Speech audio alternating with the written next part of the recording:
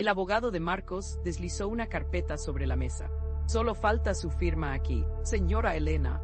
Sus ojos se detuvieron en una línea. Propiedad compartida con y un nombre de mujer que jamás había escuchado. En una dirección de una ciudad donde Marcos juraba que solo iba por negocio. Antes de la historia, quiero recordar que todas las narrativas del canal son originales y revisadas con cuidado. Su apoyo mantiene el proyecto vivo. Si puder, tórnese miembro. Si no, dejar el like y comentar ya ayuda mucho y hace el YouTube recomendar nuestro contenido. Ahora sí, vamos a la historia. Elena miraba a Marcos a través de la mesa de la cocina, y no reconocía al hombre con el que había compartido 15 años de su vida. Su rostro era una máscara de indiferencia. Sus palabras, frías y calculadas, simplemente ya no funciona. Elena, necesito mi espacio. Seguir adelante. No había una discusión, no había un último intento. Solo una sentencia final dictada por un juez que también había sido su compañero. Durante semanas, ella había intentado encontrar una razón, un error que hubiera cometido, una señal que no vio. Pero Marcos era un muro. Se limitaba a repetir que el amor se había acabado, como si fuera un objeto que se gasta con el uso. Ella había aceptado el divorcio con el corazón roto, pensando que tal vez la distancia le devolvería al hombre del que se enamoró. Pero cada día que pasaba, él se volvía más distante, más ansioso por dividir los bienes y firmar los papeles. Era una prisa que no tenía sentido, una urgencia por borrarla de su vida que la hería profundamente. Aceptó sus términos iniciales casi sin leerlo, deseando únicamente terminar con el doloroso proceso y empezar a sanar lo que quedaba de ella. El proceso legal avanzaba con una lentitud tortuosa. La abogada de Elena, Sofía, una mujer serena y observadora, revisaba cada documento con una atención que a Elena le parecía exagerada. Hay algo que no cuadra, le dijo Sofía en una de sus reuniones. Marcos está siendo demasiado generoso con la casa y el coche, pero lucha con uñas y dientes por mantener sus cuentas de inversiones completamente privadas. Elena lo había atribuido al orgullo de Marcos, a su necesidad de sentir que controlaba su propio éxito financiero. Pero Sofía veía un patrón. Le pidió a Elena que recordara los últimos años, los viajes de negocio, los gastos inexplicables. Al principio, Elena defendió a Marcos, pero mientras hablaba, las piezas sueltas comenzaron a formar una imagen inquietante. Recordó fines de semana en los que él estaba ilocalizable, supuestamente en reuniones importantes. Recordó regalos caros que aparecían en los extractos de la tarjeta de crédito y que él justificaba como gastos de representación. Sus excusas eran un tejido de mentira. La palabra mentiras tiene un peso enorme en una relación. ¿No creen? Cada recuerdo era una pequeña grieta en la fachada del matrimonio que ella creía perfecto. Sofía fue directa. Creo que deberíamos contratar a un investigador privado, no para buscar algo personal, sino para asegurarnos de que todos los activos matrimoniales estén sobre la mesa. Es un procedimiento estándar en divorcios contenciosos. A Elena la idea le pareció sacada de una película. Se sentía avergonzada, como si estuviera traicionando la memoria de su matrimonio al espiar al hombre que todavía, en algún rincón de su corazón, amaba. Pero la insistencia de Sofía y la frialdad de Marcos la convencieron.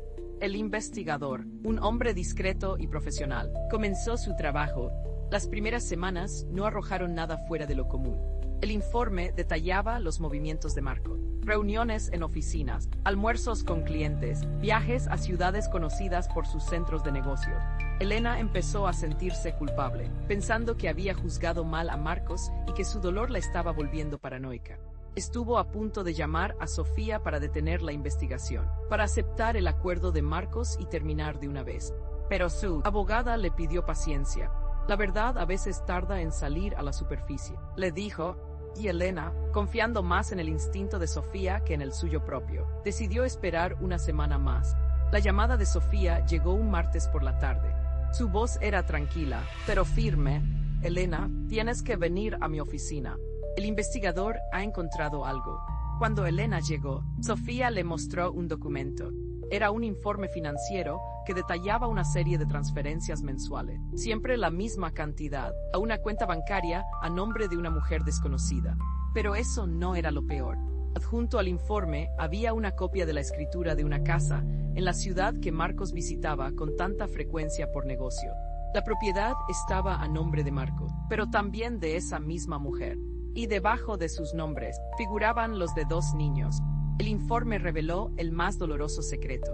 La palabra secreto puede cambiarlo todo en un instante. Marcos no solo tenía una amante, tenía una segunda familia, una vida entera que había construido a sus espaldas, financiada con el dinero que ambos habían ganado juntos. Los 15 años de matrimonio se desmoronaron en ese instante, no por falta de amor, sino por un exceso de engaño. La tristeza que había sentido Elena se evaporó, reemplazada por una calma gélida. Ya no había lágrimas, solo una claridad abrumadora. Cada mentira, cada viaje, cada excusa, ahora encajaba perfectamente en el rompecabezas. No era que el amor se hubiera acabado, es que lo había estado compartiendo. Sofía le aconsejó no confrontar a Marco. Todavía no, le dijo, ahora mismo, tenemos una ventaja estratégica inmensa. Él no sabe que lo sabemos. Vamos a usar esto para garantizar que obtengas lo que te corresponde por todos estos años de engaño. El investigador continuó su trabajo, esta vez con un objetivo claro. Encontró perfiles en redes sociales, protegidos bajo nombres falsos, donde Marcos aparecía en fotos de cumpleaños, vacaciones familiares y actos escolares con su otra familia. Parecía un padre y esposo devoto. Era una actuación maestra, una doble vida tan bien construida que nadie podría haber sospechado. Elena miraba las fotos sin sentir nada, como si estuviera viendo la vida de un desconocido. El hombre de esas imágenes no era su marido. Era un impostor que había vivido en su casa durante 15 años. El enfoque del divorcio cambió radicalmente. Ya no se trataba de una separación amistosa. Se había convertido en una cuestión de fraude. Marcos había ocultado deliberadamente activos matrimoniales significativos y había mentido bajo juramento en sus declaraciones financieras iniciales. Sofía preparó un nuevo caso, uno mucho más sólido y agresivo. Le explicó a Elena que podían llevarlo a los tribunales y exponerlo públicamente, o podían usar la información para forzar un acuerdo mucho más favorable en privado. Elena lo pensó durante un largo fin de semana. La idea de la venganza era tentadora, el deseo de que todo el mundo supiera quién era realmente Marco. Pero al final, se dio cuenta de que lo que quería no era venganza. Ya no se trataba de dinero, sino de justicia. Es interesante cómo la palabra justicia adquiere un significado tan personal para cada uno. Quería la seguridad que le habían robado, la tranquilidad para reconstruir su vida sin tener que preocuparse por el futuro. Quería cerrar ese capítulo para siempre, pero en sus propios términos. Le dijo a Sofía que preparara la reunión final. Llegó el día de la firma. Se encontraron en la oficina de Sofía. Marcos entró con una sonrisa arrogante, creyendo que estaba a minutos de conseguir su libertad con un acuerdo que lo beneficiaba enormemente. Se sentó, listo para firmar. Fue entonces cuando Sofía, con una calma impecable, colocó una segunda carpeta sobre la mesa, mucho más gruesa que la primera.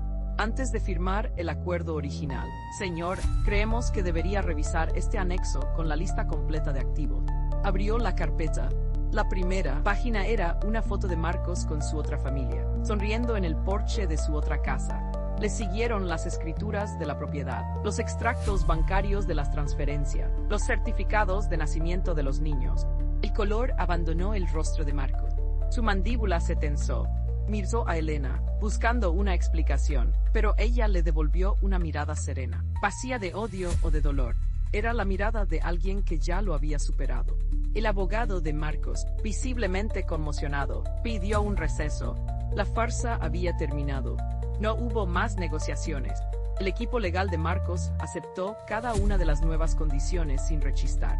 Elena recibió la casa principal, una pensión vitalicia significativamente mayor, y la mitad de todos los activos que Marcos había intentado ocultar, incluyendo su próspero negocio.